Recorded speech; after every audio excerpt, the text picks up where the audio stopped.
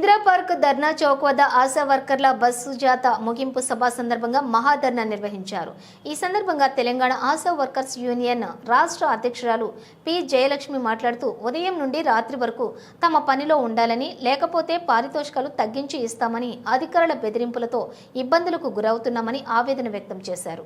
మహిళల ప్రసవ సమయంలో 2-3 రోజులు పడిగాల్పులు ఉంటూ ఆసుపత్రి వద్ద ఉండవలసిన పరిస్థితి ఉందన్నారు. అదేవిధంగా ఆశా వర్కర్లకు సంబంధించిన పనితో పాటుగా ప్రభుత్వ పథకాలకు అన్ని సర్వే పనుల్లో తాము పనిచేయడం జరుగుతుందన్నారు. ఇలాంటి పరిస్థితుల్లో కనీస వేతన అమలు లేకపోవడంతో అప్పులు చేసుకుని జీవనం కొనసాగిస్తున్న పరిస్థితి ఉందన్నారు. ఇంట్లో వాళ్లకు కూడా సమయం ఇవ్వకుండా అయిపోయింది. ఈ ఉద్యోగం కన్న పిల్లలకు ఇష్టమైన భోజనం వండి పెట్టే సమయం కూడా మాకు లేదు అంటున్నారు. ప్రభుత్వం తక్షణమే 18,000 రూపాయల వేతనాన్ని అమలు చేయాలన్నారు. తమ సమస్యలు పరిష్కరించని ఎడల ఉద్యమాన్ని ఉధృతం చేస్తామని తెలిపారు. ఇంకాస్త ముందుకెళ్ళి ఏం చెప్తున్నారు?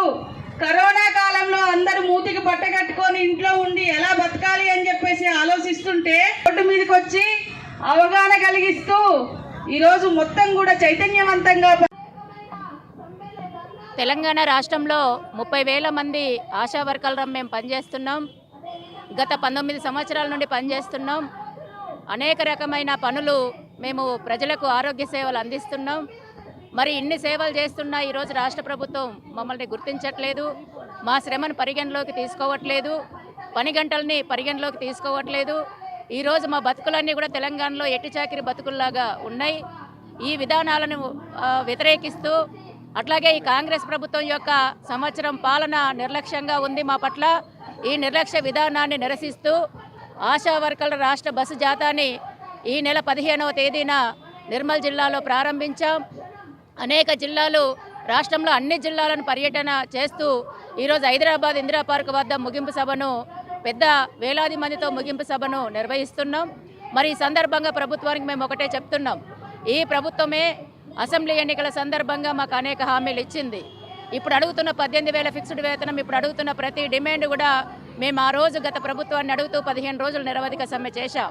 ఈ సమ్మె సందర్భంగా ఇప్పుడు అధికారంలో ఉన్న ఎమ్మెల్యేలు, మంత్రులు, ముఖ్యమంత్రి గారితో సహా మా టెంట్ వద్దకు వచ్చి మేము ఇవన్నీ పరిష్కారం చేస్తాం, మా కోట్లు వేయండి, గెలిపించండి అనేసి మాకు హామీ ఇచ్చారు.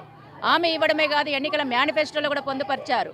తెలంగాణ రాష్ట్రంలో మా కాంగ్రెస్ పార్టీ అధికారంలోకి వస్తే ఆశా వర్కర్లకు మేము వేతనాలు పెంచుతాం, ఉద్యోగ భద్రత కల్పిస్తామని చెప్పారు. మరి సంవత్సరం అయినా ఇప్పటి వరకు మా గురించి ఆలోచించట్లేదు, మా పేరు తీయట్లేదు, ప్రస్తావన చేయట్లేదు. అసలు ఫలానా ఫిక్స్డ్ వేతనం గురించి మాట్లాడుతున్న పరిస్థితి లేదు. ఈ కాలంలో మేము అనేక విజ్ఞప్తులు చేశాం, నిరసనలు చేశాం, పోరాటాలు చేశాం. అయినా ప్రభుత్వం స్పందించకపోవడం అనేది చాలా దుర్మార్గమైన అంశం. అందుకని ఇప్పటికైనా ప్రభుత్వం స్పందించాలి. స్పందించకపోతే ఇప్పుడు 17 రోజులు రాష్ట్రం మొత్తం కూడా మేము బస్ జాత నిర్వహించాం. ఇప్పటికే రాష్ట్ర కమిటీ ఆధ్వర్యంలో మేము కార్యాచరణ కూడా కొన్ని పోరాటాలు ఇప్పటికే రూపొందించుకున్నాం. ఈ ప్రభుత్వం ఇప్పటికైనా స్పందించకపోతే రానున్న కాలంలో మా పోరాటాలను మరింత ఉధృతం చేస్తామనేసి కూడా మేము హెచ్చరిక చేస్తున్నాం. నా పేరు నీలాదేవి, నేను ఆశా వర్కర్ల రాష్ట్ర ప్రధాన కార్యదర్శిని. మన రాష్ట్రంలో 30,000 మంది ఆశా వర్కర్లు ఉన్నాము. మేమందరము కూడా బలహీన వర్గాలకు చెందిన వాళ్ళమే. అప్పుడు తీసుకునేటప్పుడు మరి కొంచెం చదవచ్చి ఉంటే పర్లేదు, ఊర్లో ఉండాలి ఆశా వర్కరు, ప్రెగ్నెంట్ వాళ్ళను ఇంజక్షన్లకు పంపిస్తే సరిపోతుందని తీసుకున్నారు. ఇప్పుడు అనేకమైన పనుల ఒత్తిడి వలన మమ్మల్ని ఇబ్బంది పెడుతుంది గవర్నమెంటు. ఎలాంటి గవర్నమెంట్ సర్వేలైనా, ఎలాంటి గవర్నమెంట్ ఎగ్జామ్స్ అయినా, ఎలక్షన్ డ్యూటీలైనా మాతో చేపిస్తున్నారు.